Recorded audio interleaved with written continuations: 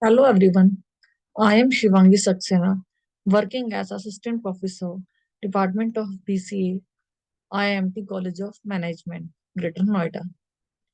I would like to speak on functions in C programming.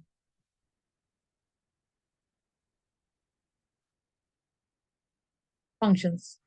Firstly, come to the first point, introduction to functions, types of functions, elements of user-defined functions, types on the basis of arguments and return values, methods of calling a function, and last is recursion.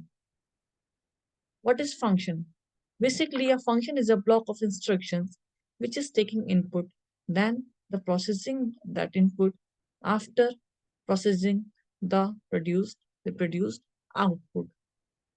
So the function is a block of statements that perform a various particular task, which can be defined by the user.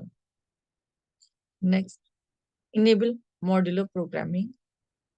Main is the driver function, has predefined prototype. Same function can be accessed from different places within a program. Once a program execution is completed, control return to the place where from the function was called.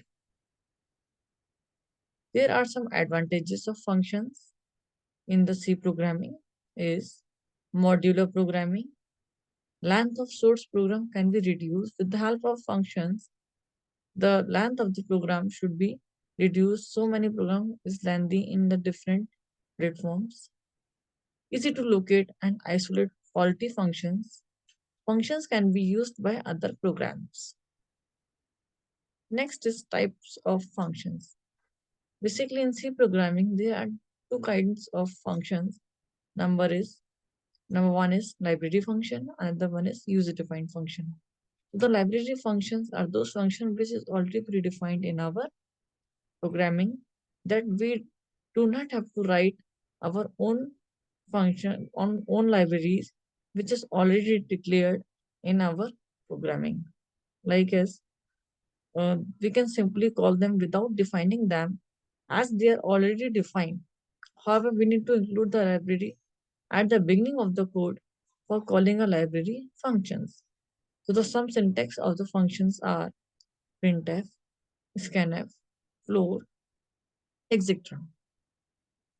Next is user-defined function. User-defined functions are those functions that can develop by the user and declare by the user, defined by the user.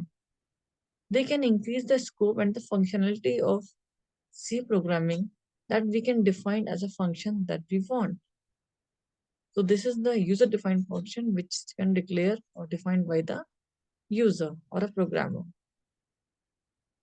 Elements of user-defined functions are function prototype, function call, function arguments and parameters, function definition. Next is function prototype. What is function prototype? Function prototype is a type that the value is to be written from the function, which is to be passed to the functions, which is called function prototype. Which is this is defined beginning from the function calling, which is made. So the syntax is return type, name of the function. For example, we have to take two variables a and b as a type of some of these two integers value a plus b. So this is a function name. Sum is a function name. Within parentheses is list of arguments. What type of argument we can pass, which is integer type, character type, or data, or any float type. Next is function call. What is the function call? Function call basically a specific name which can be called by the list of arguments and enclosed within the parenthesis or separated by comma. If we are not mention both of these, then our function cannot be called. So the syntax of this function calling is a is a variable which is equal to any function name. Within parenthesis, we can declare a variable and separate it by the commas. Function arguments and parameters are arguments are also called actual parameters. Arguments are written in parentheses at the time of function call, which is already predefined in the programming that arguments are always written within the parentheses or within the bracket.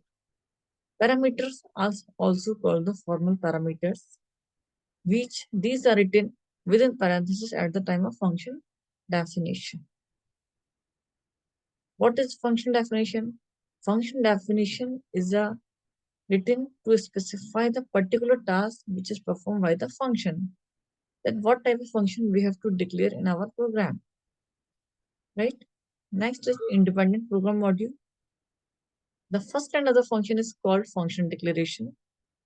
In first line that we have to declare a function as earlier we already taken one example as a sum example. Function name is sum. First line that is called function declaration, which is called a function body. So the example of function declaration is void sum within parenthesis int comma int. This is a argument and void is a return type. Whatever we have to declare in our first line, then main function within parenthesis. This is a body of a function or whatever we have to declare between all these body.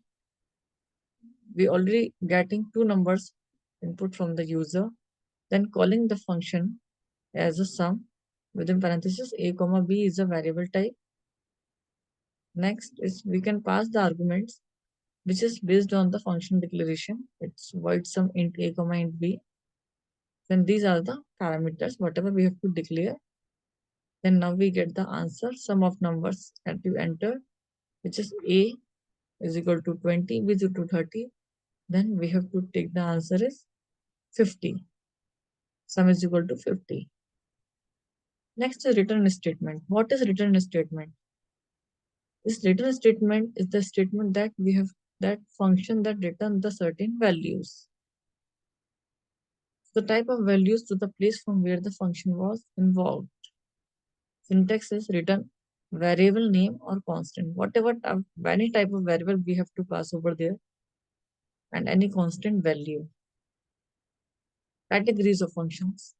Functions are basically four types of categories which are mentioned over there. Function with no arguments and no return values. Function with no arguments but return values. Function with arguments and no return value. Function with arguments with return value.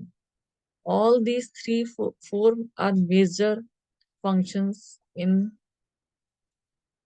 C programming. Without these, we do not have to pass any argument or a return type of value. So come to the first point, which is function with no arguments and no return value. As we shown that no, what is no? No is stands for void. In place of no, we have to write the void null value that called function does not have any argument. Whatever we have to call in a function which does not pass any arguments. Not able to get any value from the calling function. Whatever function we have to call, the return type value is null value, no value. Not returning any value. There is no data transfer between the calling function and the called function. So the example we have to pass a sum type sum. Sum is a function name. Void is a return type value. So in place of no, we have to write the void within parentheses, which is arguments. With that, we does not pass because we already get the point, no arguments and the no return value. So as we shown, void is a no return type value. So sum is a function name. Within parentheses, that is a no arguments we have to pass. Void main. Void main is a function. This is the body of the function, sum and get ch. Then we have to call the function in the another function type, function name type, void sum. int a comma b. A b is a variable that we have to declare. Then we have to take enter two integers. Then we have to pass the address input from the user. Then we get the answer from the no argument in the no return type of function name. Next is function with no arguments and the return values. In this, that we does not get any value from the calling function. Whatever function we have to call, we does not get any value because the function is no arguments but a return value. Can give a return value to calling a program. In this program that we have to seen int sum within parenthesis, which is blank. Int is a return type value, return type integer value, which is in place of void, we have to write over there. Then main function. Then we have to go to the calling function name where we can fetch from the value of these variables. Function with no arguments and a return values. In this function, we do not get any argument, but a value should be written by the calling function. In this program, that we have to see integer type return value, and the parenthesis should be blank because we does not pass any argument. After this, we can initialize the main function that we have to pass the some type function that we can get from the calling function. Then the function should be called in the main function. Function with arguments and no return values. In this, we have to pass the arguments, but the return value is null values, which can show as void. Void is the null value. In this, that we have to go to the main function, which defines the sum a comma b. This can be called by another calling function, then pass the arguments, but the return value is null value. Function with arguments and the return values. In this program, that we have to seen that the arguments and the return value both are passed in the main function and the calling function and the call function. Whatever we have to given any variable to the particular value which is passed in a calling function. So next is methods of calling. There are two methods of calling in functions are call by value and call by reference. Call by value. What is call by value? In this, the value of the actual parameter copies into the formal parameters. In this, we have to copy the actual value of the parameter in the formal parameters, and during execution programming, whatever changes should be followed in the formal parameters which does not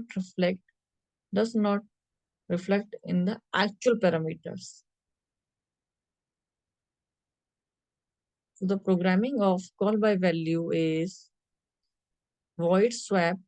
Swap is a function name, void type, which this does not return any type of value. Integer type is a arguments. Then we have to go to the main function, which they can pass a and b is a variable name, that we have to pass these two value variables for swapping function, which is calling the another method and pass these two values like integer type x a and integer type y as a b. We can take the same variable name or another variable name as well. Call by reference. What is call by reference? Reference means address. Passing address of each variables, that is called call by reference. Right? Original value should be passed in the call by reference. Function does not create its own copy. It refers to the original value by the reference. It does not need the original copy, own copy. So function works with the original data and changes are made in only the original data. It does not want the duplicate copy. So this can be passing the address of each variable. In this program that we have to show void swap integer type arguments that we have to pass these two variables same passing two variables and the arguments in this void swap point integer pointer a comma pointer b. Then in the body of the function we have to take a temporary variable and the address. What is as pointers can hold the address of the value of the variable, which can be called in a prototype function with a void swap int pointer a comma int pointer b. Next is recursion in function. What is recursion? Function calling itself is called recursion. Recursive function basically calling a function from the definition of a same function is called recursion. So, same function which calls repeatedly, that is called recursion. There are some rules for recursive functions are the user-defined function can be invoked in recursion. Library function, which cannot be involved in recursion because their source codes cannot be viewed. The user-defined function main can be invoked recursively. A recursive function saves return address with the intention to return at proper location when return to a calling function is made. To stop recursive function, it is necessary to base the recursion on test condition and proper terminating statements such as exit or return must be written using the if statement. So there are some basic four rules that we have to follow with the help of using recursive function, which can calling their own function repeatedly many times. There are some advantages as well. By the help of using recursion, our program get minimized or reduced and we can solve the problem easily. In some situations, there are very lengthy programs with the help of other using conditions, but by the help of recursion, we can we can reduce our programming length and our answer should be used easily with the help of recursive function. Some disadvantages of recursion as well. Number one, it requires extra storage space. For every recursive call, separate memory is allocated to variables with the same name. Not efficient in execution speed and time. So these are the basic disadvantages of recursion. This is the example of recursion. Is a factorial program that we have to write over there. Factorial. Basically, what is fact? Fact is a method that we have to passing some parameters with the help of recursive function. So this function, this program can be performed by the if condition. Then we have to pass some arguments and we have to declare over there. Thank you so much.